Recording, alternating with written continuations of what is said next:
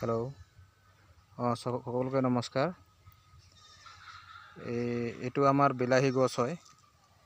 ইয়াতে আমাৰ ধনন্তৰীৰ RPS 76 দিয়া হৈছিলে এই বাগানত গোটেইখিনি। আৰু বিলাহীৰ মই এতিয়া ৰিজাল্ট উঠাব আহিলোঁ।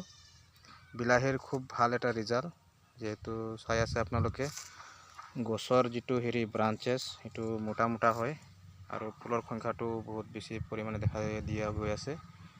আৰু আপোনাৰ ফুলৰ সংখ্যাটো অধিক পৰিমাণে হৈ আছে। গতিকে আমাৰ RPS 76 খেতিয়কজনে লগাইছিলে, লাও গছতো মাৰিছিলে। লাও গছত এতিয়া ফুল অহা ষ্টাৰ্ট হৈছে। গতিকে এটা খুব ভাল এটা ৰিজাল্ট। এটা চাওক গোটেইখিনি। আমাৰ এইটো পাণবাৰীৰ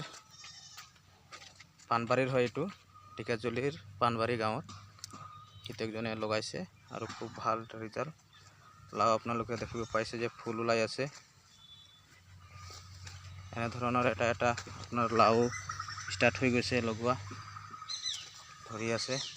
আৰু ইফালে আপোনাৰ বিনছৰো ভাল এটা ফুলনক্ৰিয়া হৈছে। তো তেনেধৰণৰ ৰিজাল্ট আছে প্ৰডাক্টৰ।